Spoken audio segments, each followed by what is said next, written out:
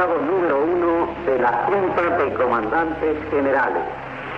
Se comunica a la población que a partir de la fecha el país se encuentra bajo el control operacional de la Junta de Comandantes Generales de las Fuerzas Armadas.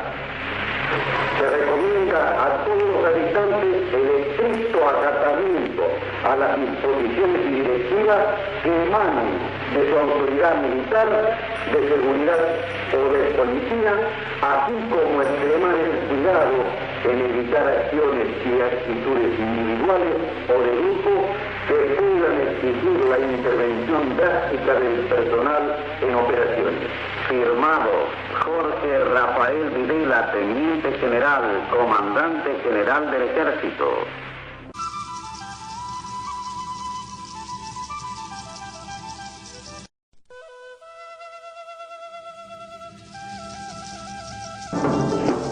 Colmadas las cárceles ordinarias, crearon ustedes en las principales guarniciones del país virtuales campos de concentración, donde no entra ningún juez, abogado, periodista o observador internacional.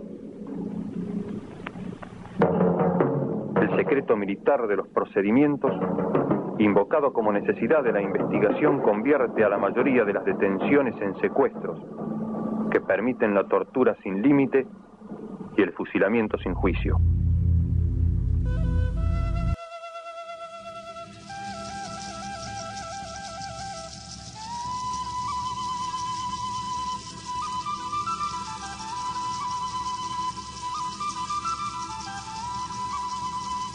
Para 1976, tanto Argentina como Chile, Uruguay, Paraguay y Bolivia se encuentran bajo el gobierno de dictaduras militares. Desde comienzos de la década de los 60, representantes de las Fuerzas Armadas de esos países asisten a la Escuela de las Américas, organismo creado por el gobierno de los Estados Unidos con el fin de entrenar a los ejércitos latinoamericanos en la lucha contra el comunismo. Los militares argentinos también reciben entrenamiento del ejército francés, que desde los años 60 se dedica a enseñar sus métodos represivos ensayados durante la Guerra de Argelia.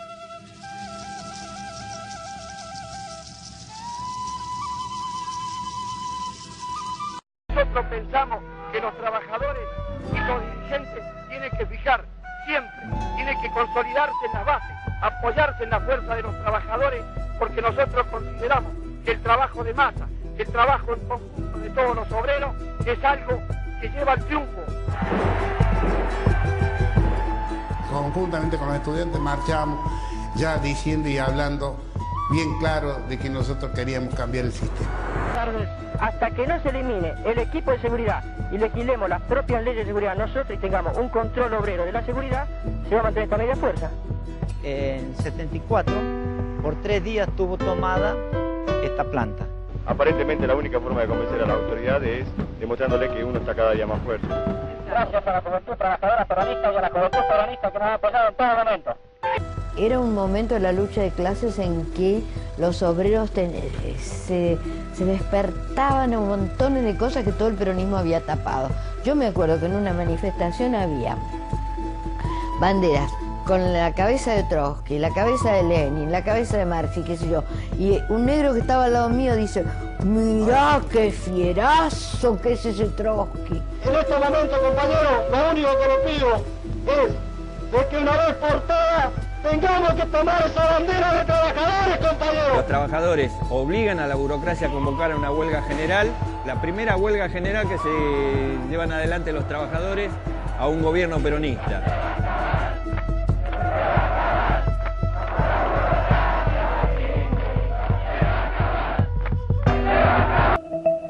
El proceso de reorganización nacional, nombre con el que se presenta la nueva dictadura, pretende poner un corte definitivo a la dinámica política y social iniciada en 1945 con la llegada del peronismo. Su intención es disciplinar a la sociedad argentina en un nuevo proyecto de país ordenado, sin huelgas, conflictos ni movilizaciones populares. con una clase obrera más obediente y un Estado con menos intervención en las relaciones económicas y sociales. Estos hechos, que sacuden la conciencia del mundo civilizado, no son, sin embargo, los que mayores sufrimientos han traído al pueblo argentino, ni las peores violaciones de los derechos humanos en que ustedes incurren. En la política económica de ese gobierno debe buscarse no solo la explicación de sus crímenes, sino una atrocidad mayor que castiga a millones de seres humanos con la miseria planificada. En los últimos días de marzo de 1976, el presidente Videla designa como ministro de Economía a José Alfredo Martínez de Hoz, un empresario y economista liberal, presidente del Grupo Asindar. El plan del nuevo ministro pretende una transformación estructural del paisaje económico argentino. Según su diagnóstico, existen dos grandes males que impiden el desarrollo del país. Una clase obrera demasiado fuerte, indisciplinada y demandante, y una industria nacional ineficiente, basada en el mercado interno y dependiente del subsidio estatal.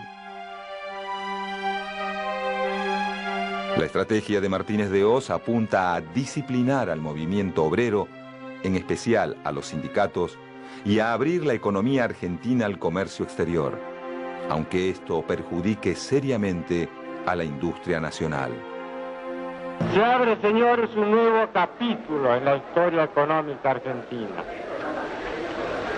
Hemos dado vuelta una hoja del intervencionismo estatizante y agobiante de la actividad económica para dar paso a la liberación de las fuerzas productivas. Con el fin de frenar la inflación heredada del gobierno anterior, el nuevo ministro congela los salarios por un periodo de 3 meses. Esta medida, aplicada en un contexto de alta inflación, provoca una brutal pérdida del poder adquisitivo de los sectores trabajadores. Como segunda medida, el ministro achica las restricciones que limitan la entrada de productos y de servicios provenientes del exterior que comienzan a competir en situación de igualdad con la producción nacional. A mediados de 1977, Martínez de Hoz introduce un cambio sustancial en la estructura económica argentina, la reforma financiera. El espectáculo de una bolsa de comercio, donde en una semana ha sido posible para algunos ganar sin trabajar el 100 y el 200%, donde hay empresas que de la noche a la mañana duplicaron su capital sin producir más que antes. La rueda loca de la especulación en dólares, letras, valores ajustables, la usura simple que ya calcula el interés por hora, son hechos bien curiosos bajo un gobierno que venía a acabar con el festín de los corruptos. Basta andar unas horas por el Gran Buenos Aires para comprobar la rapidez con que semejante política la convierte en una villa miseria de 10 millones de habitantes. Ciudades a media luz, barrios enteros sin agua, porque las industrias monopólicas saquean las napas subterráneas.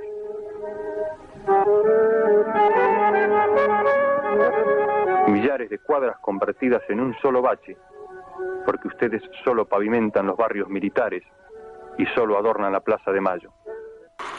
Llegada la década de los 80, la pequeña y mediana industria atraviesa una crisis terminal. Con la economía dolarizada, muchos empresarios se ven obligados a cerrar sus fábricas. Por otra parte, los grupos económicos más importantes aprovechan las ventajas financieras de la época para expandir sus actividades a todos los rubros.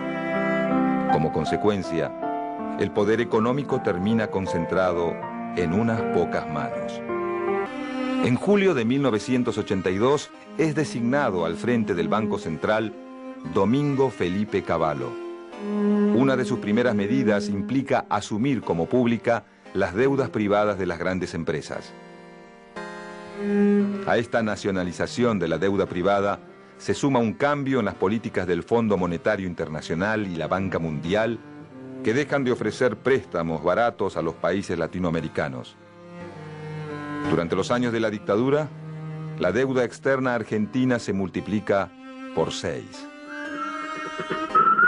Dictada por el Fondo Monetario Internacional, según una receta que se aplica indistintamente al Zaire o a Chile, a Uruguay o Indonesia, la política económica de esa junta solo reconoce como beneficiarios a la vieja oligarquía especuladora y a un grupo selecto de monopolios internacionales.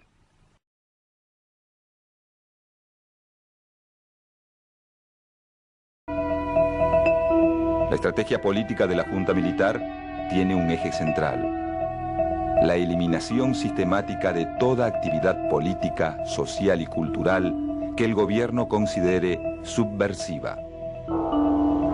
A partir de marzo de 1976, la definición de subversivo no es aplicada solamente a las organizaciones armadas revolucionarias y a la militancia de izquierda. También se extiende a obreros, sindicalistas, artistas, estudiantes e intelectuales que se muestren en desacuerdo con las políticas del nuevo régimen. A ojos del gobierno militar, también son subversivos la literatura latinoamericana, el rock y la matemática moderna.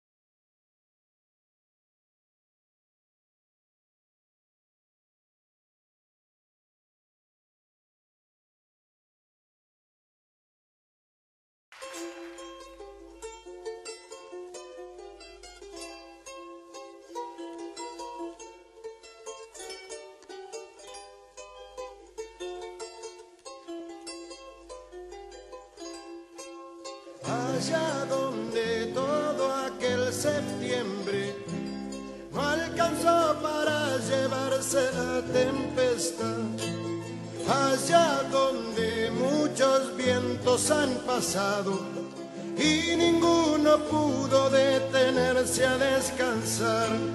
Uy, uy, uy, si hasta el cóndor lloró.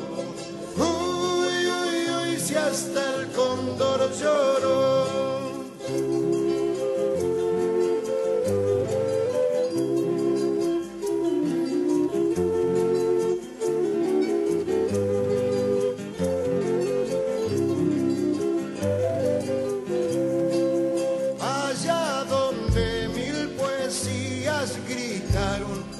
Cuando le cortaron al poeta sus manos, allá donde muchos pensamientos no tienen palabras, ni gritos, ni silencios.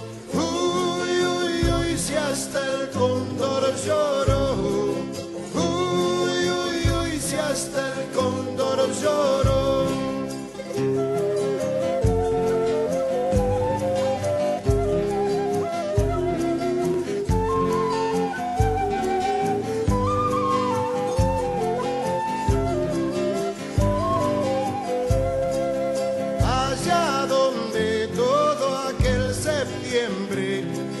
No alcanzó para llevarse la tempestad.